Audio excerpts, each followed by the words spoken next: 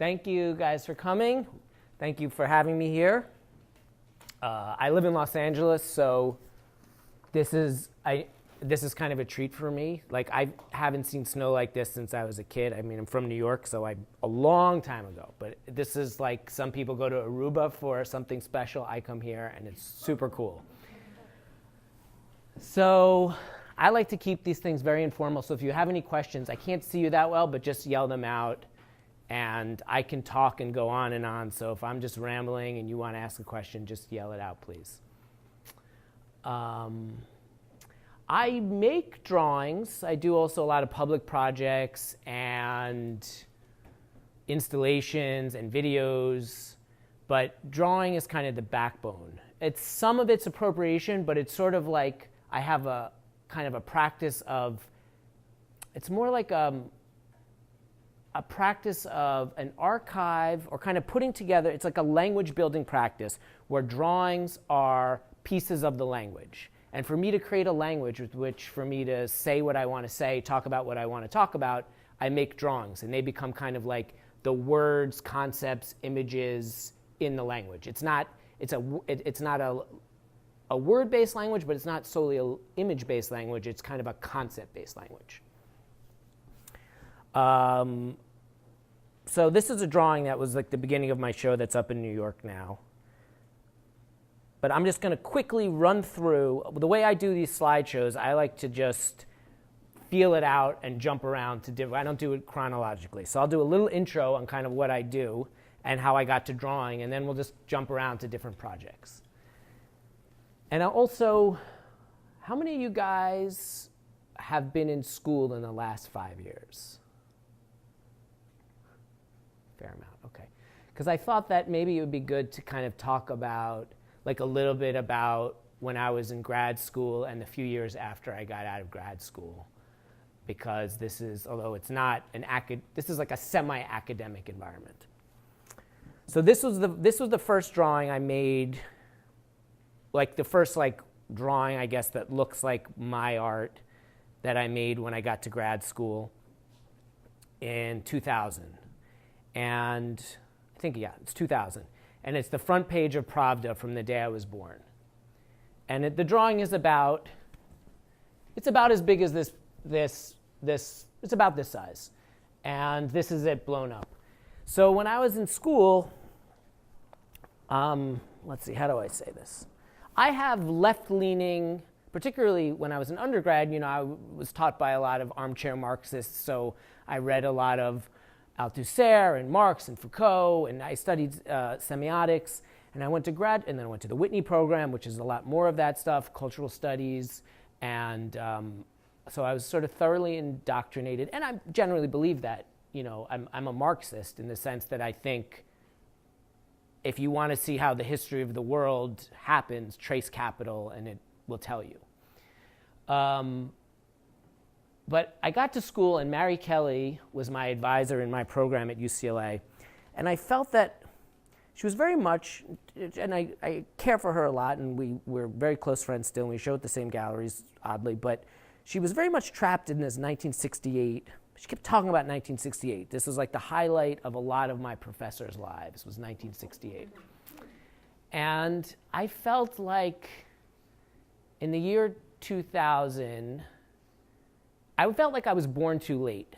Like that socialist utopic dream died. I shouldn't say that. I know this is the land of Bernie Sanders, but I felt like even Bernie Sanders admits, like capitalism won, we just have to try to control it. And I made this drawing of the front page of Pravda from the day I was born. Pravda is like this Soviet communist propaganda newspaper. And thinking like, boy, by 1976, like the Cold War, like you could see the writing on the wall. It was already, there was like massive grain shortages, and so it was sort of like the end of it was kind of like the beginning of an acceptance that art and politics, although my art is very much about politics, I'm not going to be like those my heroes, Rodchenko and like the Soviet avant-garde, where it's like, fight capitalism and make art. Like you fight capitalism with the making of your art. You cannot do that and eat, at least well, in America. So it was a kind of like acceptance of my own complicity, my own place in history, and also doing it through labor, because I realized that even though like artistic labor is kind of like labor, like if you like work at McDonald's or in a factory, but it's not the same.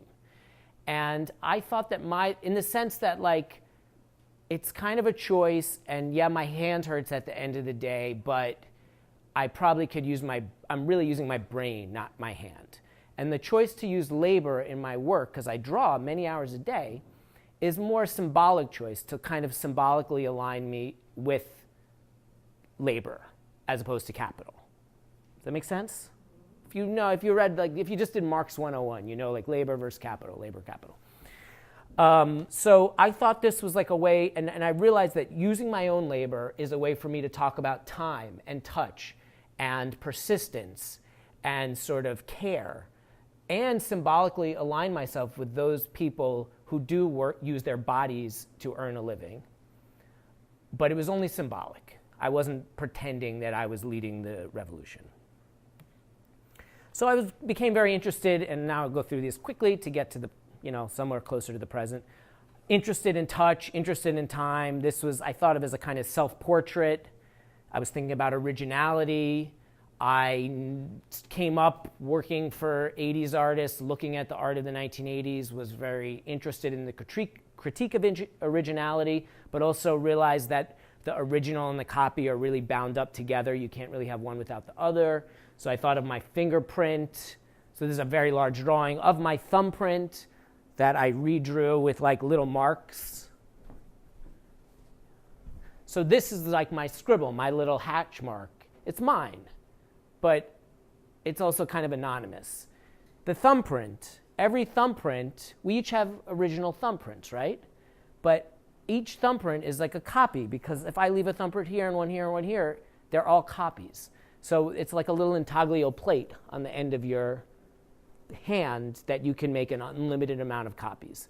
So I was thinking about how the copy and the original are bound up. So that's like important for me, at least. Made scribbles. So like I would close my eyes, draw a scribble really quickly, make a lot of those, pick one that looked good, and then I blew it up with the projector and slowly filled it in. So it looks like I just went, but when you look closely, you see that this is a slowly rendered scribble. And that was also I have a real hesitation, and still do, with expression, with kind of masterpieces. Like I love looking at Franz Klein, I love looking at Pollock, but I understand that that type of expression is like way too macho and sexist for what I believe in. So like it's just sort of like painting with your penis kind of thing. And I couldn't, as a Mary Kelly student, as a Whitney program alum, as a good sort of someone who's read cultural studies, could not make that. But I wanted to make work about how to be conflicted and how to still like that type of work. So these kind of scribbles, and I made some really quite large, I think I'll show you some. I painted some on the side of buildings. They're kind of stupid. They're doodles. They take that mark and they take the air out of it, but they still so they have a kind of humor to them, but they kind of have a dual identity as an expressive mark, but also as a goofy mark. So that's what I was trying to do there. Hitler. Okay.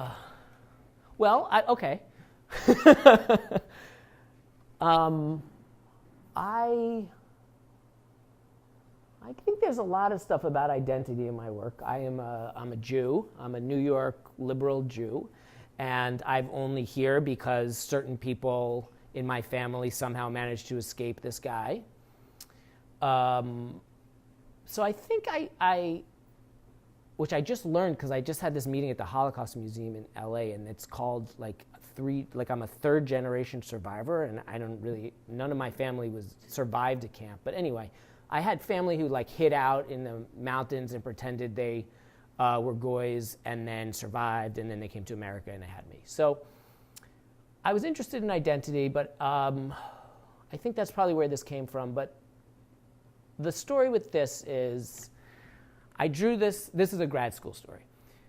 I drew this Hitler and this floating Hitler head, and the super realist. It was kind of like the Jew is still alive, drawing the portrait of this, like this evil. And I had a lot of good teachers, and one of them, well, Chris Burden, he wasn't one of the best teachers, but he was one of my teachers, and he said a lot of very interesting things. And one of the things he said was that being an artist in LA is great because you can get anything you want here. And I had never really thought of it that way, but LA, you can get anything you want because of the movie industry. And so if you're a performance artist, if you're a video artist, you have actors there. If you need props, if you need any materials, it's all there. So to complete this drawing, I wanted to put a mustache on it, like the Duchamp, mustache on the Mona Lisa. And I wanted to make it out of I make it out of my pubic hair. This idea about Jewish hair, the Holocaust. Okay, so I cut some of my pubic hair and I brought it to. Chris Burden said you can get anything you want in the Valley. That's this part of LA that serves LA. So I went to the Valley to a wig maker that makes wigs for horror films and various crazy wigs, and I brought them my hair and I said, "Can you make this into a mustache for this Hitler?"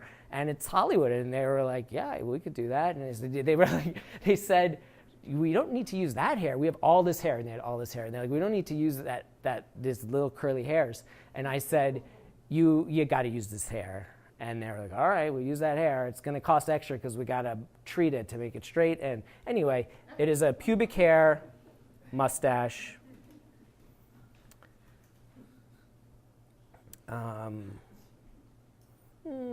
Let me see what else we have here. Okay. This is a drawing. I don't have that many well-known drawings, but this Hitler one and this one are the well-known ones. Some people say now that I should make more drawings that have stories behind them because people remember them without actually seeing them, but it's not really something I believe in. I think you should see the work. But this is a drawing that has a good story. In 2005, I drew this Cadillac Escalade. And this was a time when Bush the Younger was president. Iraq War just started. Gasoline was cheap. Every sports star and rapper and soccer mom was driving these kind of cars. And I would see them around LA. And of course, we've been talking about global warming since the 1970s. I mean, Carter put solar panels on the roof of the White House in the 70s. We already knew all that stuff. So I was just sickened by seeing all these SUVs, and I drew one. And it took me 3 months. It's very, very large. It's more than twice the size here. It's about the size of an SUV. I drew the thing. The list price of a Cadillac SUV Escalade at the time was $56,055. So I titled the drawing $56,055. And then I was a young artist then. I think this was in my second show. I'd like to think I'm still somewhat of a young artist.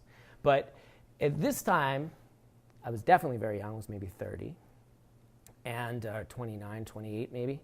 And I told my art dealer, I said, let's sell this drawing for the price of the car, meaning $56,055.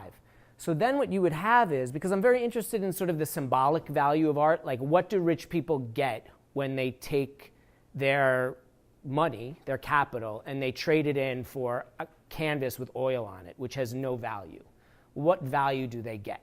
Now, some people just buy paintings that have a lot of value, so they're really just thinking of it as diversification of their portfolios. But other times they're buying a kind of cultural cachet, a cultural value. So they're trading in their capital, their currency capital for a kind of cultural capital. So I was interested in kind of finding this, making that connection literal by having $56,000 be bought. You buy $56,000 of cultural capital, and the representation, because I'm very interested in representation of the thing you're buying $56,000 of the reference, the thing that this refers to in the real world, and all three would be equal. And the piece, the drawing didn't sell because at the time I had never had anything that sold for $50,000, $40,000, $30,000, $20,000. Maybe my highest, maybe I sold something for like $6,000, maybe $8,000, because it was a young artist. And my dealer said, we can't do it, we can't sell it, it's way too expensive. And I said, okay, well, let's lower the price of the drawing as the Kelley Blue Book value of the car to match the reference, the thing in the real world that it refers to. And then she sold it to this collector who's a very bombastic collector. His name is Mugrabi, the Mugrabi family. They buy a lot of Warhols. And she's like, I found the right guy. We sold it for $50,000 because she would check the Kelley Blue Book value online, kelleybluebook.com. How much does this piece cost? It costs $50,000. She sold it for $50,000 to Mugrabi. I still have not sold a drawing of this size to this day for $50,000. But I love that. And then and this whole time I was planning this thing, I wanted to have my dealer give half the money to a green charity. Because I was thinking about the redirection of capital, how I could use the cultural capital that I produce and take rich people's capital and redirect it towards what I think it should be spent on. So I wanted to give the money to sort of a charity that was looking at fuel cells and electric cars, or like, maybe not a charity, but to direct it towards sort of some green charity. And she said, I'm not giving $25,000 to charity. You know how hard it was to sell this drawing? And we carried it to an art fair. You give your half to charity. And I thought, wow, that's a lot of money. I don't know. So what we did was I made a deal with her. She at the time was thinking of getting a new car, and I needed a new car. I had the artist car. I had a Toyota little pickup, and we each bought a Prius, which is about $25,000. So we bought two Priuses for the price of one Escalade drawing. And in that way, I kind of thought it was the perfect sort of complicit ending, because in theory, you want to give your money to charity, and we probably all give some money to charity, but really you want to buy a new green Prius. At the time, the Priuses were relatively new, to signal that you are the type of person to give money to charity. So that's what I did, and I still drive that car. It has 140,000 miles. So hopefully I got to make some money because I need to buy a new car. And this is a very recent drawing. It was nice because Roger Stone was arrested today, and this is a Nixon drawing. And so this drawing is of Nixon's childhood home. Roger Stone has a connection to Nixon. This is Nixon's childhood home, which is near where I live in LA. It's in Orange County. And it's at his presidential library, which is in Yorba Linda. And during the last election, or during the past 2 years, I did a lot of I knocked on doors and registered voters. And this was not my art. I'm not one of those artists who says my art in any way affected the election. It was just something I did because I give a shit. And I was knocking on doors. And so this is a swing district. And a Democrat was elected to this district for the first time in, decades. But while I was down there, I went to visit the Nixon Presidential Library, which is very interesting. A lot of stuff about opening the doors to China and his thoughts, a little bit about Watergate. Very quickly, you run through Watergate. And I was thinking, when I went you can go through this house, it's like a 900 square foot little house, and he had he grew up poor, 5 or 6 brothers and sisters. I think one died in childhood. And I was thinking, what the fuck happened to Nixon in this house that turned him into that? Of course, I was also thinking of, Trump. What the fuck happened to that guy that turned him into Trump? How come was he not loved enough? Did his father beat him? Did his mother never hug him? And you notice Trump always hugs himself. He does this. So seriously, I think he probably was not, clearly he wasn't loved enough. He had to become his own kind of mother, and that's why he's always telling himself how great he is. Anyway, I was thinking the same thing about Nixon, and so I took a picture, and this is this thing, I'm not really in a appropriate sometimes. I would happily have gotten a picture of Nixon's home online because I don't want to have to take my own picture. It's a waste of time. But I couldn't find it, so I take my own picture. But I put everything through the same drawing filter, so it just looks like, I don't know, just my look. So some of the things I draw are appropriated, some aren't. Some I take my own picture. So I took this picture and then drew the house. It's not that big. It's smaller than here. And then I had my daughter draw on top of it as a kind of like, think about what goes on in a child's mind. What went on in Nixon's mind to turn him into that? How am I raising my daughter now to hopefully not turn her into Nixon, but who knows what I'm turning her into or part of turning her into. And so she's got a whole thing, you know, her friends are there, they're swinging on some swings. So this is a recent drawing that's in my show now. Let's see, what time is it? Okay.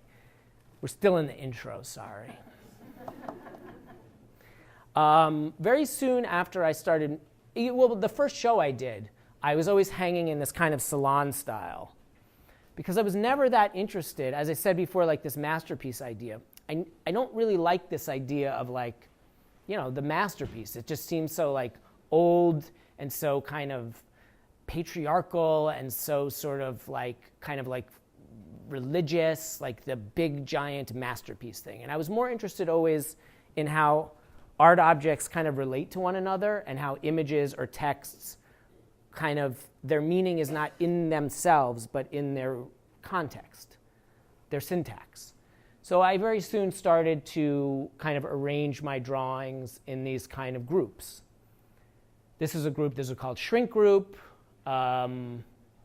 This was a drawing of my shrink's dog, which I was going to a therapist, and the way that she set up her office, her screensaver was visible on her computer, and she had her screensaver, this picture of this terrier, and I would stare at the terrier while talking to her because it's very hard to look your therapist in your eye.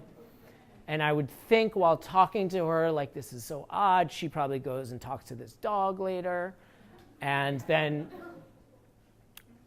so this was like but in classical therapy, you affix to it, you kind of, sometimes you go to a therapist and they'll have like a spot on the wall where you're supposed to look at, like across from the sofa. So that was that. And I've drawn a lot of New Yorker cartoons. I do a lot of drawing about drawing, which is sort of like even that one of Nixon's home, my daughter is drawing. So I redraw kids' drawings, sometimes my daughter draws it, but there's all this stuff about drawing as being this democratic, anyone can do it, everyone in the world has some relationship to drawing. You can be poor and have a pencil. Even if you don't have a pencil, you have a stick on the ground. So I'm always interested in this kind of, because drawing is for me, it's a way to be, kind of have a relationship to every viewer, no matter what. If you do complex video installations, some people, they might think it's cool, but they don't really have the access to it the way that if you make a drawing, there's no hiding it. So these are New Yorker cartoons. The one on the top is like a Snoopy with a kind of Freud, and he says, I can smell my own fear. And anyway, these things relate. These are two zebras thinking about stripes. This is a line that goes around. What's your favorite kind of paper to work on? I use only Arches hot press.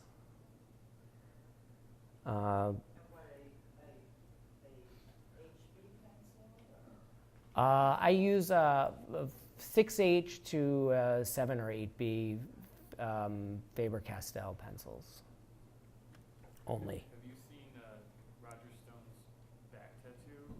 I did. His Richard Nixon's tattoo. Everyone's talking about that now. Yeah, Get Me Roger Stone is a very good movie. What a bad man, huh? So these drawings got more elaborate. The installations got more elaborate. This was at the Whitney Biennial a few years ago. This was drawings about types of American images, shaped frames, cut paper, cut frames. This was at the Lyon Biennale, various themes about violence, about video games, about fear driving, violence, young men in their basements playing video games who are scared of women. Those are like the various themes. Batman, there was a lot of Batman. school shootings. Anyway, the way I draw so I can talk about things.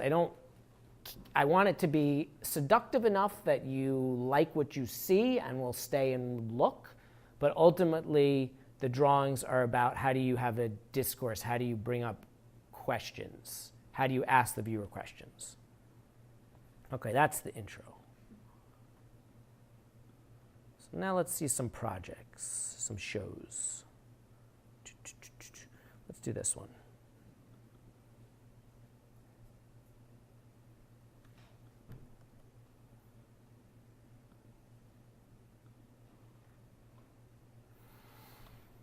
So, okay, this drawing is about the size of the screen. Maybe it's 80 by 100, 103. I always make all my drawings with the same Arches size paper, so I never really cut the paper. I only trim it, if it comes in a roll, I only end the piece. So every drawing is 45 inches wide or 51 inches wide or double that, or triple that. Some drawings are 45 by 45 by 45. So I don't want to make too many choices. Having too many choices can be really limiting, can be really difficult if you have too many choices. I know that sounds counterintuitive, but like think about Soloist, like just get rid of so much and then there's so much left. So I started making these football drawings in maybe 2010 or 11. While I still got the New York Times then. I take a lot of stuff from the New York Times. I still got it, and I would see on Monday morning, on the front page, you'd have an image of violence, like you often have, a type of photojournalistic image that you would often see either from a third world country, a Muslim country, a country that America had troops in, such as Iraq or Afghanistan, and there would be images of violence. I'm sure you know these types of images. And then on the sports pages, you would see these other types of violent images of football players. So I was just thinking like, boy, that's very American to go to war and to play football, and the analogies are very much about war.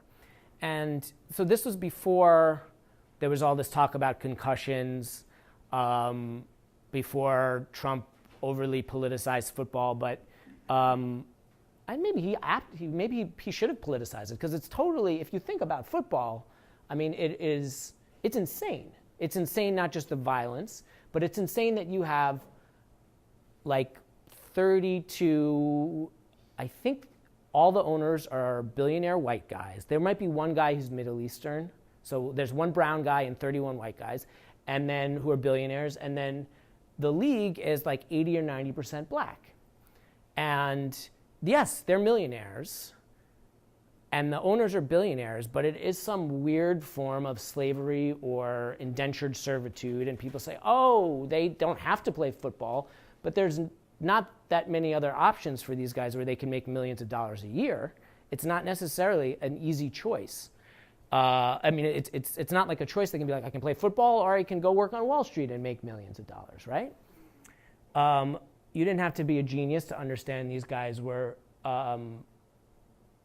sacrificing the second half of their lives, if not their lives themselves, to play this, even before we learned about the concussions.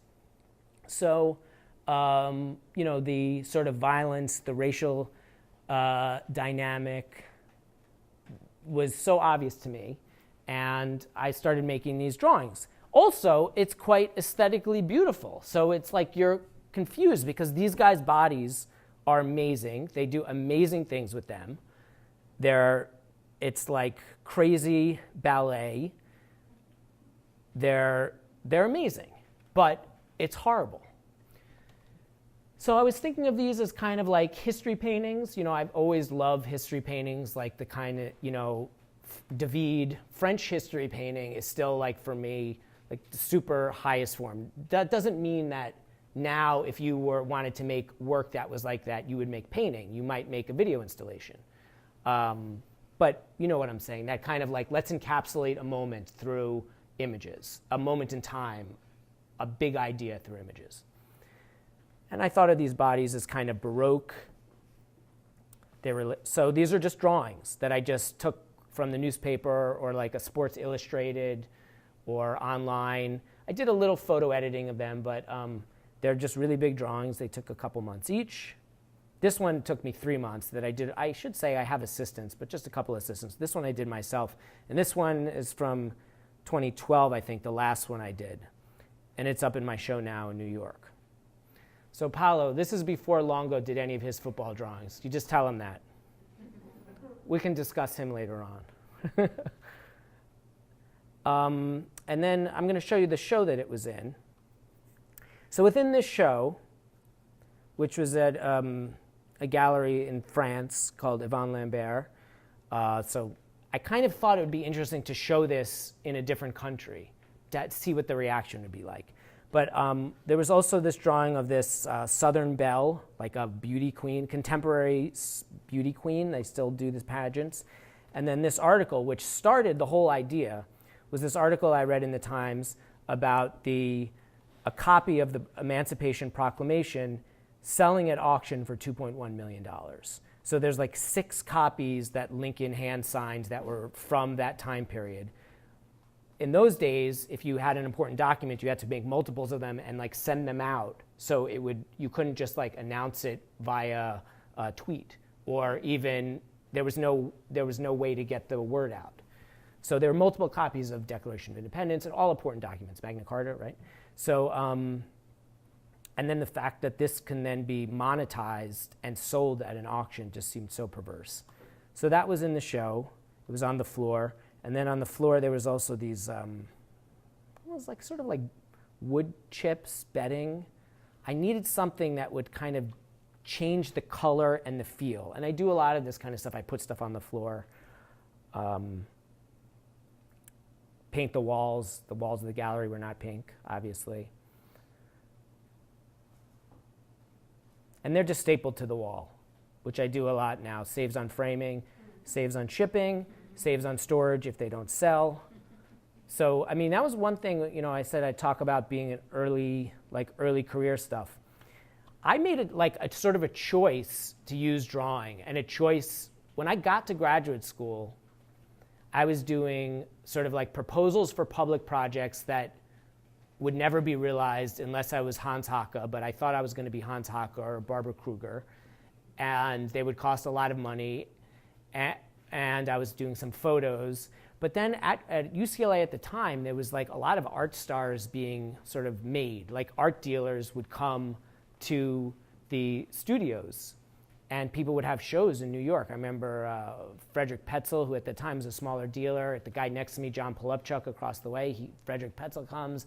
He's like, I'll take these. And then they ships them off, and he's making, like we had students buying $50,000 cars. So I was like, I want to find a way to have a relationship to the market, but not make a bunch of paintings. And I know a lot of people love painting, and there's some painting I love, but I was like, I am not going to be a painter. I'm going to find a way to do it in a conceptual way, in a way that's true to what I believe in. And I thought about drawing. That drawing was kind of democratic, as I said. It was low. It was cheap. I wanted something that I could make a really big show and then store really easily. So like I did this show when I was in school. A friend of mine had this gallery in Mexico called La Panaderia. His name was Yashra Okan. And he's like, oh, come do a show. We have no money for shipping, no money for anything, but you can stay in my place.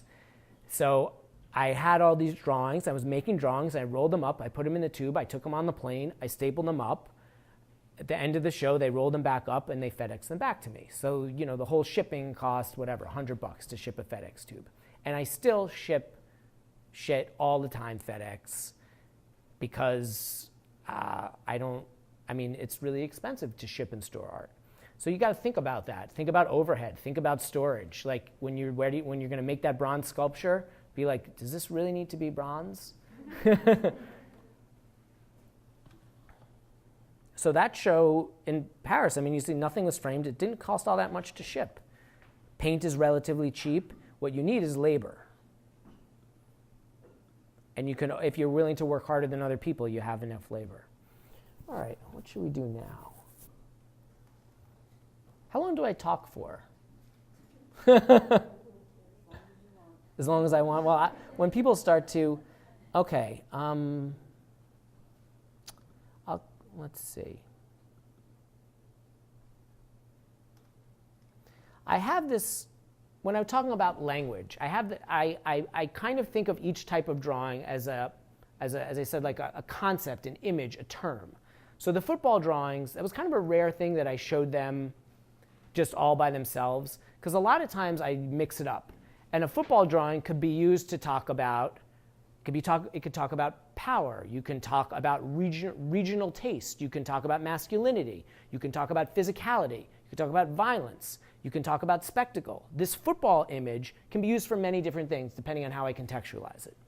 So I have all these sort of categories of images in this archive, and these are some of the categories in my archive. And the archive is actually, can you see that? Flowers, football, game boards, garbage, still life, good questions, guns. So you see that. This is actually categories from my archive, and I have a slide archive that has like 10,000 slides. If I'm reading the paper and there's an image I like, I take a slide of it. If I'm watching an old movie like High Noon, and I think High Noon, there's some possible implications about good and bad, about time, about the West, I will print out some pictures of High Noon or buy them on eBay, photograph them. They're in my archive when I need something about good versus bad or noon. If I want to do a show about the clock, I can use that image. So sometimes when I do these I do a show where let's see, I don't show drawings. I just show selections from the archive. I did this at Locust Projects in Miami. I did it at Human Resources in LA. I did it at a museum in El Salvador. But place artist spaces that don't have that aren't commercial, so I don't need to sell anything, and that don't have money to ship a lot of stuff. I put all these, I have it in my garage ready to go. Projectors, stands, it goes in a big bin box, and we ship it UPS or FedEx, unpack it, and the show is there. And every time I do it, I change up the slides, and I create different sort of slideshows based on the archive, different thematic connections.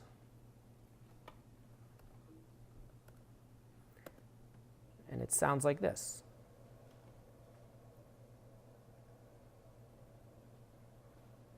Oh, I can't make it louder? Oh, it's going through the projector right now.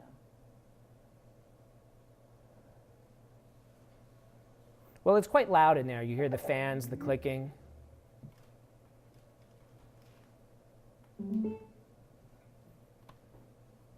That's okay.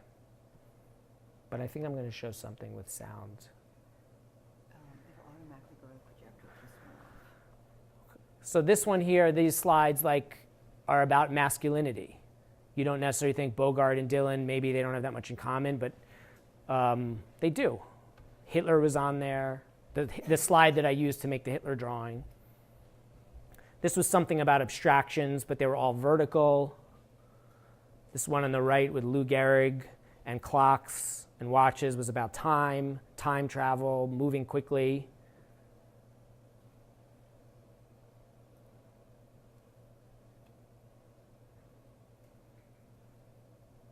All right, you get the idea.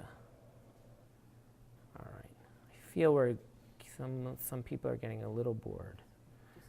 Also go to So is the use of the slide projectors, it's like, because it's older technology, it's kind of, it's got that sound and stuff like that, is that approximating the labor that you might have put into actual drawings? Or? Because these things, they don't have that labor, which is... What, digital images?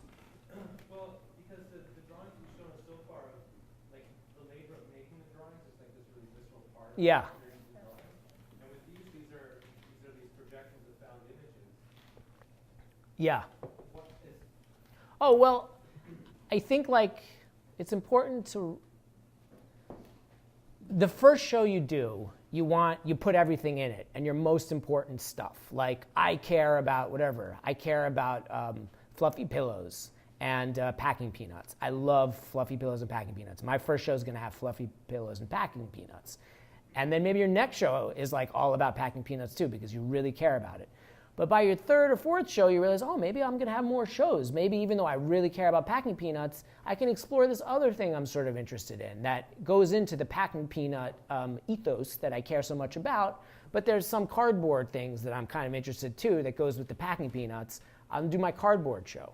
So after enough shows, I think hopefully I'll still have future shows. Like the show in New York, I didn't do a crazy installation. I mean, just this one I have up now. Even though I did this installation, no, that's not the one I want. Hold on.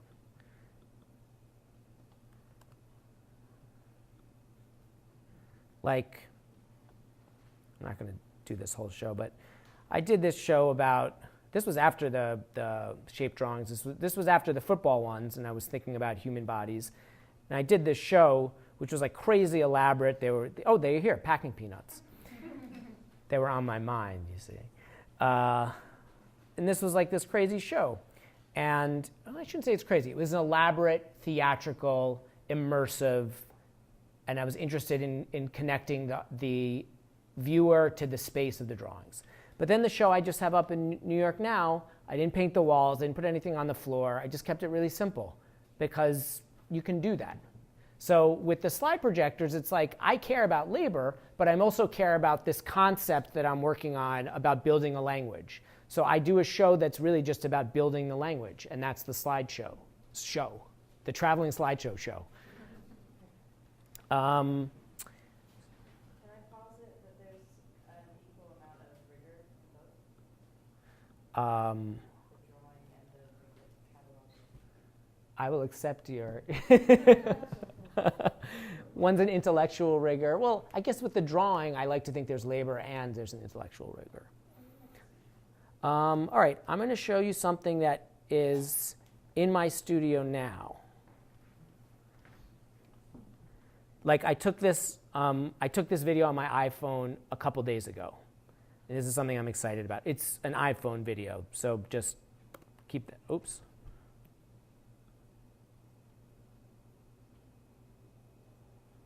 This is my studio, and these drawings of hands that I'm working on. That's my office. How do you affix the pages together? I mean, the papers, if you're working on multiples. They're just stapled to the wall. They're not attached, because if they got that, if I taped them together, then they would get too big to ship and store easily. So I just line them up on the wall and staple them back together when I have a show. If they get framed, if a collector buys them, they get properly hinged and taped together. And you draw from projection? Yeah, I draw a combination of projection. You'll see the projectors around, and you see there's like this drawing taped up, this printout. So it's a combination of, I have the projector to figure out the outside, and then I have this thing, I turn the lights on and I fill it in.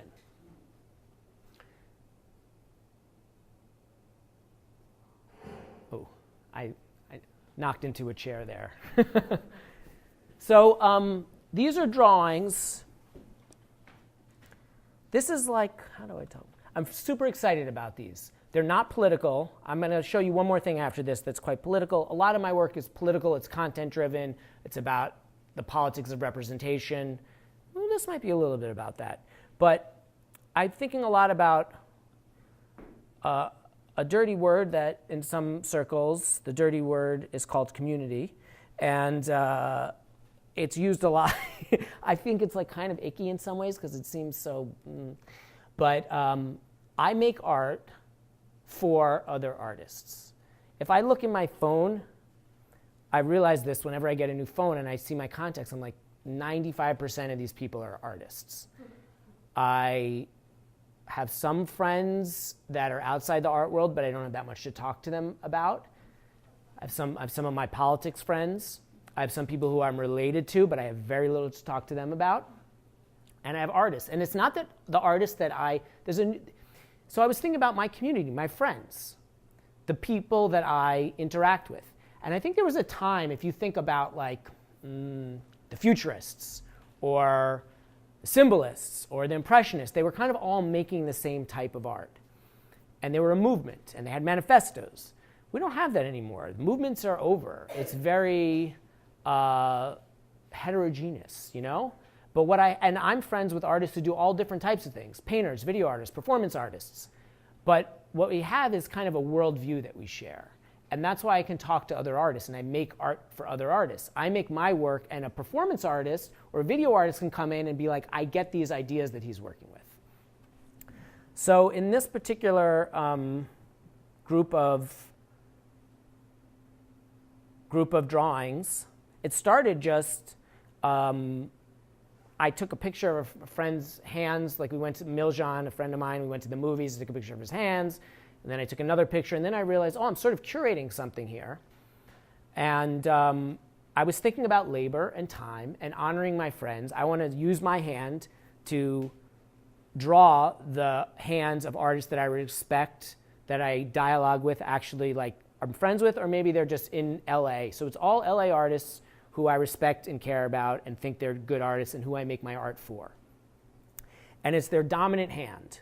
So this is, on the left, this is Catherine Andrews. You probably don't know these artists, but I'll tell you just because, I don't know, I should. This is Catherine Andrews, a friend of mine, a sculptor. She's righty, so it's her right hand doubled. This is Rodney McMillan. Paolo knows him. And you see here that it's the same hand, right? It's his right hand. The artist makes the hand in whatever way they want. This is the hand that Rodney wanted to make. And I photoshopped them. You see how this thumb comes in front and then this goes behind? Do you see how this can't be. You can't have one right hand doing this. So in Photoshop, I take the hands and I kind of make a composition that's like a little fucked up, which is kind of a goal in a lot of my art. Can I make something that's a little fucked up? Like actually, I remember, this is going back to grad school, with that Hitler drawing, I drew that Hitler with the mustache, and Paul McCarthy, he was one of my teachers, and he came in and he said, that's fucked up. And that, from Paul, is a very high compliment. And I was like, yes, I made art that Paul McCarthy said was fucked up. This is Miljan Ruperto's hands. This is Emily Mast's hands. This is Analia Saban. This is Edgar Arsenault. This is Asher Hartman, performance artist. This is Walid Beshti. So you see, like, Walid's hand, the back hand is kind of coming over the front hand. It's both the right hand. And he wanted to make something that was like kind of that religious thing. Artists do what they want. Asher wanted to wear all of his crazy jewelry. So we did. So anyway, I'm quite excited about these. They're going to be a book. And they're not about, I don't know, I get to be a little bit of a curator. I like to point out the sort of artists that I think matter. But I feel like it's like, I mean, again, I only make art because of the other artists that I can be friends with. So this is a way for me to kind of include them. All right, I think we've been going an hour, so I will end with one more show, and then we'll do questions.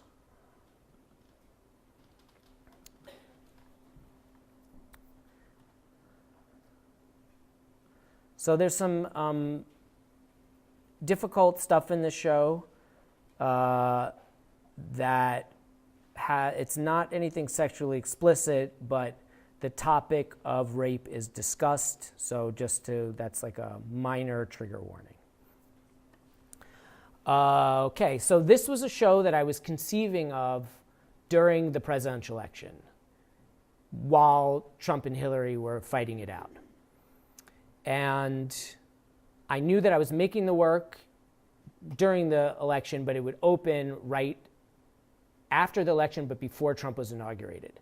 So I was thinking, like, this is interesting because I make work about politics, and depending on what I put in this show, the meaning is going to change depending on who wins this election. Because very often I talk about masculinity, problems in masculinity.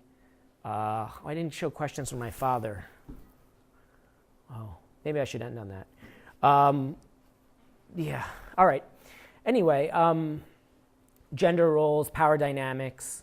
So these are drawings of adolescent, sort of young teenage girls riding rodeo. And I was thinking about Richard Prince. I was thinking about the history of the American West, and I was in a show at the MCA in Denver, and I went to a museum there, and there's all this Western art, and there's never a woman on a horse.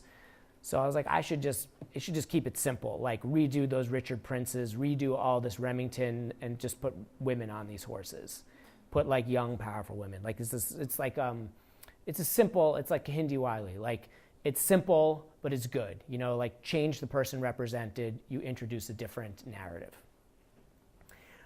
So I had to go to a rodeo because I couldn't find any good images online. Again, I prefer to appropriate, but I'll take the picture if I have to.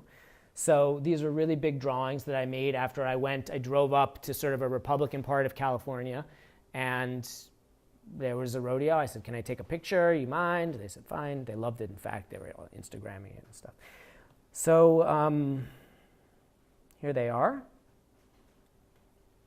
They're quite cool. I always have this, I don't want to make drawings that you go, ooh, but I need to sometimes because I need to pay the bills. So it's always this balance of how much visual pleasure can I give someone before I introduce like a text work that's going to deny them that pleasure. In the show, this is Sigmund Freud, and then there was this picture of Obama, unfinished, intentionally unfinished Obama it's called. And when I was drawing that, I was pretty sure Hillary would win. I didn't know.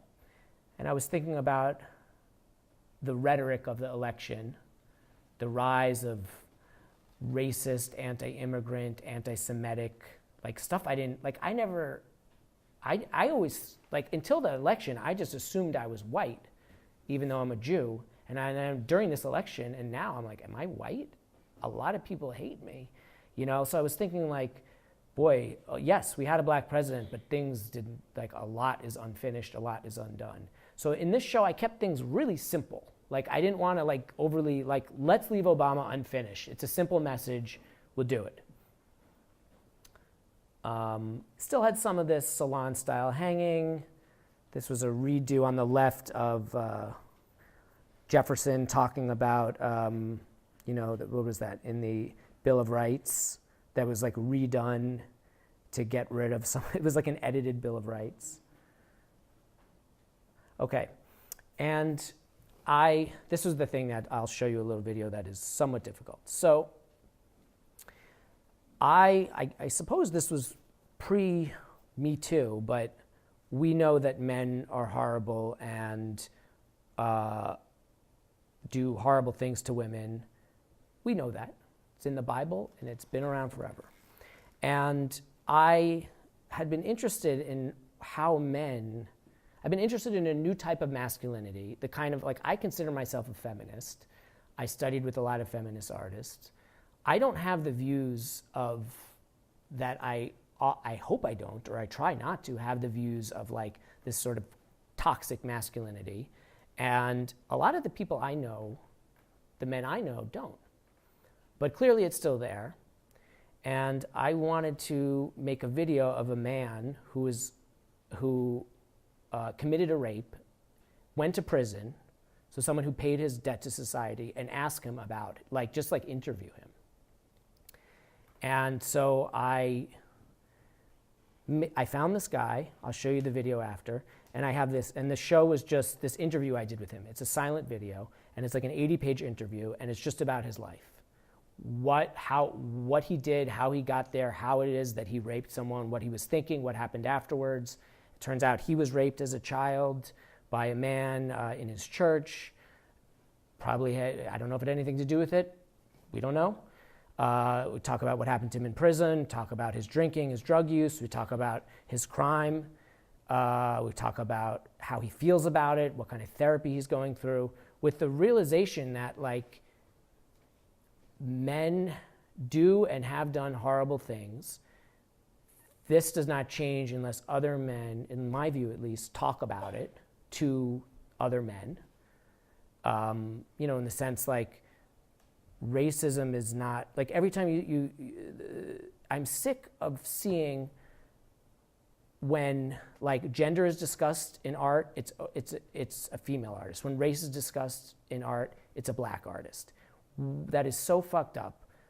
Everyone should be able to discuss everything, and racism is not a black people's problem or a brown people's problem. It is mostly a white people's problem. We have to be discussing it. Everyone should be allowed to make any kind of art that they want. And I feel that my role as a man is to talk about like how to be a man in the 21st century.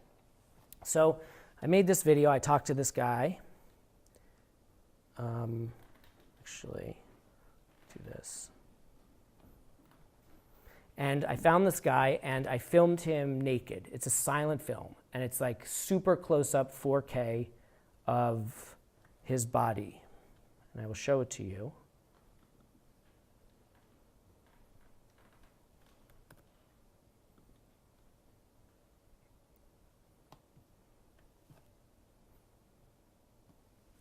And I was like realizing that to have any type of discussion, I think that's going to go away. You have to always remember that your opponent, the person who is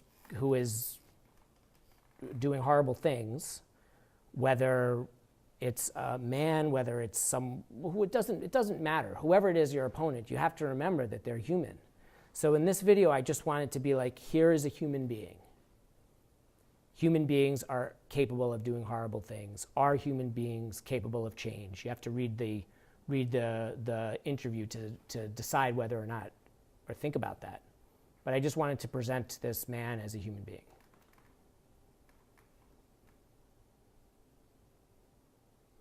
And it was projected rather large in the gallery. He's anonymous. Unless you probably knew him, you wouldn't recognize him, like if you walked down the street. Kind of kept it just pieces.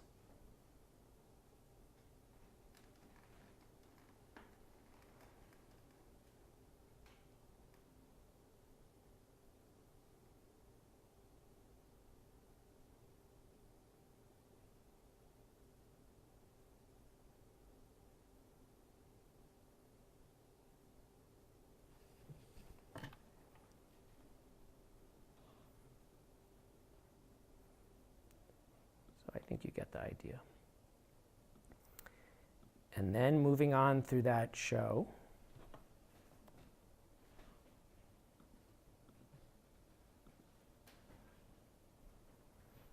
there was more work in the next room.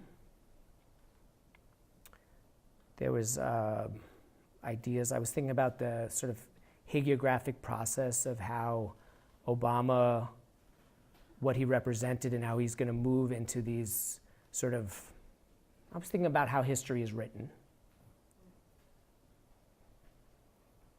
Let's move on to the last thing in the show. So this was a drawing that took me a lot of time, and I was thinking about portraiture and how often in museums throughout history, you do not see that many pictures of women leaders, female leaders. I kept thinking the whole time during the election, like, Trump's going to win. Like, no one in America, like very few people in America, when they think of the ideas of presidential, all of the categories they're coming up with are all categories that are usually ascribed to men. And when a woman has those characteristics, they say she's stuck up, she's a bitch, all these things. And it's like men use their charm. You know what I'm saying. I don't want to get down. But anyway, I'm like, this, it was scary, as you know. So I was thinking about women are not are often pictured, but there is this kind of portrait going back to the Renaissance, this kind of wedding portrait concept, where it's a man and a woman, the king and the queen, prince and the princess. And you'll see these sometimes. There's a very famous Botticelli of the profiles. And I was thinking I should do one of these during the election, not knowing who's going to win, with this blacked out area on the side, which is just with tons and tons of graphite over here on the left side. And that would be the space for perhaps Bill, perhaps Trump, perhaps, I don't know, the future. I didn't know what it was, but I was like, let's leave, very intentionally, leave this space on the left empty and just go like this and block it out. And instead of, if I carried her down here, it would look like a big screensaver. But if I cut it right there, you would know that this is a double portrait and someone is blacked out, someone is negated, someone is obfuscated, some image is not there. So that took like 3 months, and I think this will be the last one I'll show. I'm going to try to get the audio to work. On the speaker, how do I play this?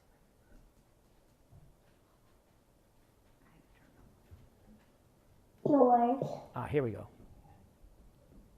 John, Tom, Jim, James, John,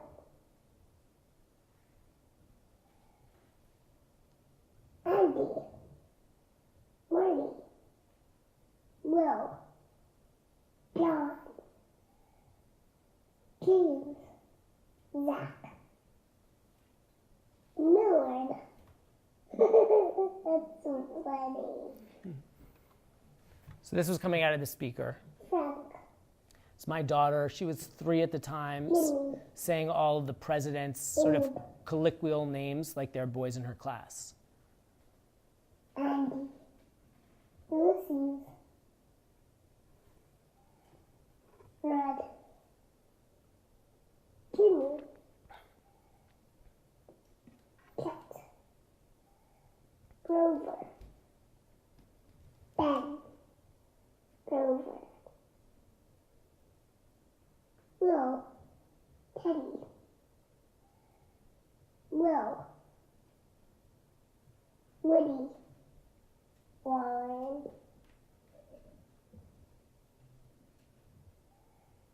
cow.